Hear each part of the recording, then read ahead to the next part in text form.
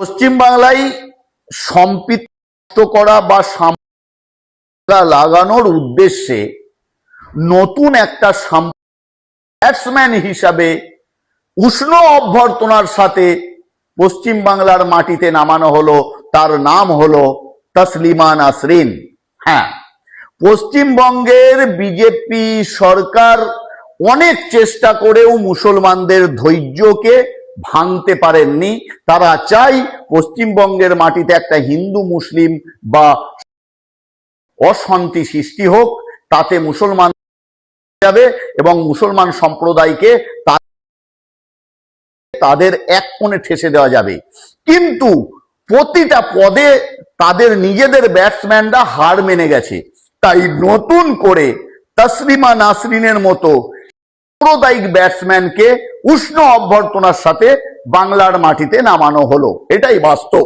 তাই আমি শান্তিপ্রিয় পশ্চিমবঙ্গবাসীর কাছে একটাই অনুরোধ করব, আমাদের পশ্চিমবঙ্গ তার ঐতিহ্য, তার ভালোবাসা, তার স্নেহ সব সময় একে অপরের সঙ্গে লেগে রয়েছে। কারো উস্কানিতে তা ডিভাইডেড হতে দেওয়া যাবে না। তাই আমি বিশেষ করে মুসলিম সম্প্রদায়ের কাছে অনুরোধ করব যে আপনারা ওই তসলিমা নাসরিন কি বলল সেই বিষয়ে কর্ণপাত করবেন না, সোশ্যাল মিডিয়ায় কন্ট্যাক্ট করবেন না, কন্টেন্ট ক্রিয়েট বানাবেন না, তার বিষয়ে কোনো চিন্তা ভাবনা করবেন না। সে তার মতো বকে যাক, তাহলে দেখবেন যে ধরনের উগ্রবাদী বা দাঙ্গাকে আপনারা পরাস্ত করেছেন, ঠিক তেমনি এই তসলিমা নাসরিনের মতন সাম্প্রদায়িক বিষে ভরা ব্যাটসম্যানও আউট হয়ে চলে যাবে। তাই আপনাদের কাছে অনুরোধ করব, খুব সাবধান। আমাদের ভালোবাসার বাংলা, আমাদের সম্প্রীতির বাংলা, আমাদের শান্তির বাংলা, যেখানে কবিতা লেখা হয়েছে মোরা একই বৃন্তে দুইটি কুসুম, হিন্দু মুসলমান, মুসলিম তার নয়নমণি, হিন্দু যে তার প্রাণ। এই বাংলাকে যত আক্রান্ত করুক না কেন, আক্রান্ত তাদের আমরা সাকসেস বা সফল হতে দেব না। আসলে পশ্চিম বাংলায় এখন এত চাড্ডি ভরে গেছে না গলিতে গলিতে, তাসলিমার দরকার নেই। জন্য এরকম হাজার হাজার চাড্ডি ঘুরে বেড়াচ্ছে। তারপরে এরা ভাবছে যে ফরেন আইটেম আনলে হয়তো বাজার হিট হবে, চালানো। সাম্প্রদায়িক বিষটা গুলে দিতে হবে মানুষের মস্তিষ্কে, মানুষের জীবনে, সমাজে, চর্চায় চেষ্টা করছে, কিন্তু পাত্তা পাবে না কেউ। আর তসলিমার কথা শুনতে চায় না, তসলিমাকে দেখতে আগ্রহী না। কিছু লোক ভাবছে যে তাকে দিয়ে হয়তো বিশাল কাজ হবে বা মুসলিমরা হয়তো খুব রিয়াক্ট করবে, কিন্তু মুসলিমরা যথেষ্ট চালাক হয়েছে। মুসলিমরা তসলিমাকে পাত্তাই দেবে না, না কোনো বিক্ষোভ দেখাবে, না প্রতিবাদ করবে, না আন্দোলন করবে, না কুৎসা করবে, কিছুই করবে না। আমরা ওর দিকে ঘুরেও তাকাবো না এবং বাকি সবাইকে বলবো ওর দিকে তাকানোর দরকার নেই। ওই যা পারে করুক, কোনো একটা কোণে এসে পড়ে থাকবে, কে ওকে খাওয়াবে পড়াবে তার দায়িত্ব, না আমাদের তো দায়িত্ব না। অতএব ওকে নিয়ে বেশি মাথা ঘামানোর দরকার নেই।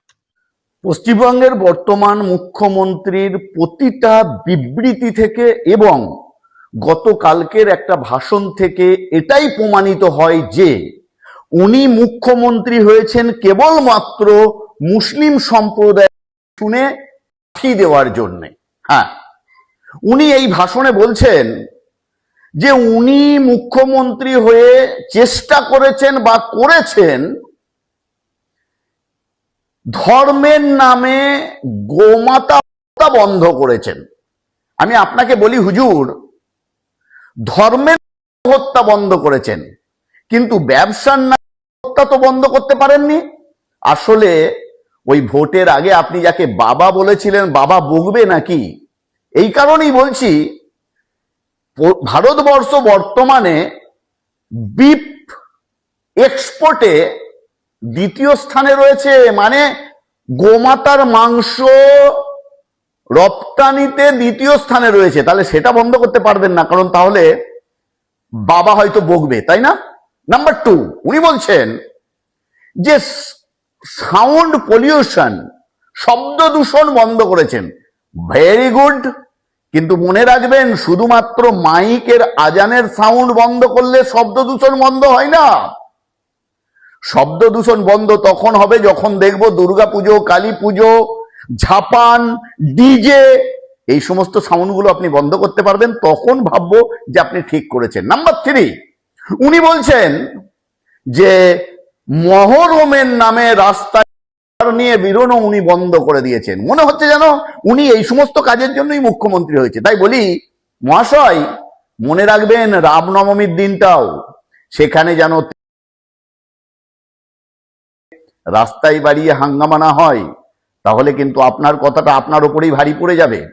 আর যে সমস্ত অন্ধভক্তরা মনে করছেন যে আমি এ কথাটা আমি বলছি, না না, কমেন্টে লিংক দিয়ে দেব মুখ্যমন্ত্রীর ভাষণ, আপনারা নিজেরাই শুনে নেবেন।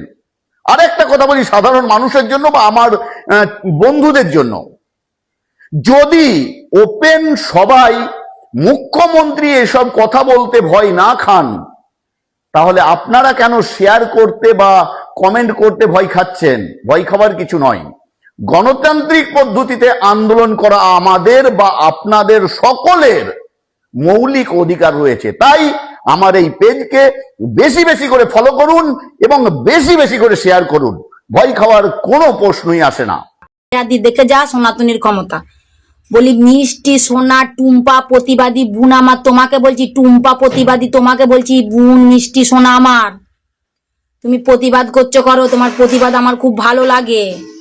1 বছর যাবত তোমার প্রতিবাদী দেখছি সোশ্যাল মিডিয়ায়, তুমি প্রতিবাদী ঝড় তুলো, ভালো লাগে। কিন্তু এখন ভালো লাগছে না, তোমাকে ভিডিও করার অবশ্য নয়, আমার ইচ্ছাও থাকে না, কিন্তু না বলে থাকতে লাগছি।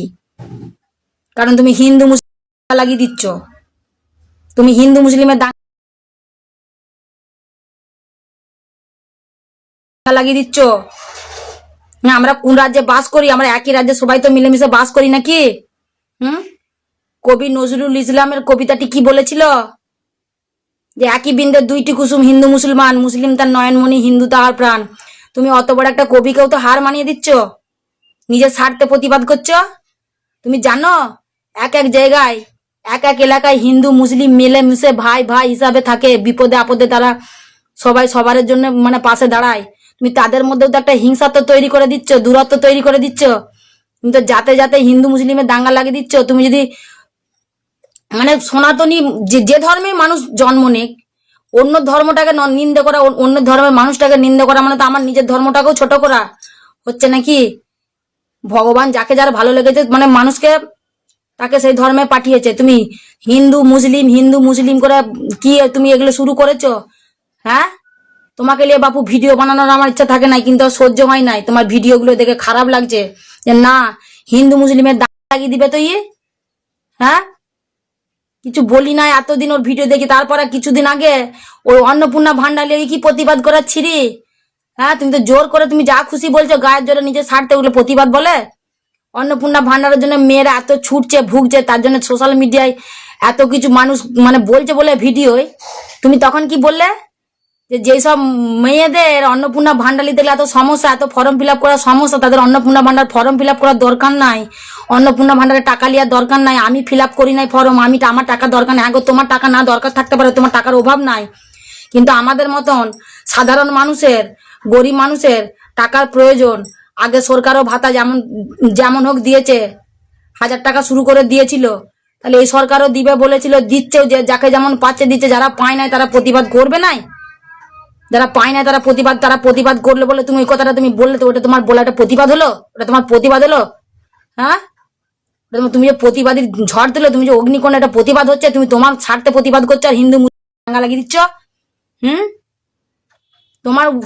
তোমাকে ভিডিও করার সাহস নাই, তবু আমার সহ্য হয় নাই। তো বন্ধুরা, যদি কোনো ভুল বলে থাকি তো আমাকে ক্ষমা করো। এক এক এলাকায় আমার কুটুম এমন আছে, এলাকায় হিন্দু মুসলিম মিলেমিশে থাকে, পাড়ায় প্রতিবেশী হিসাবে। আমরা তো চিরকাল দেখে এসছি নাকি? এটা প্রতিবাদী বলে?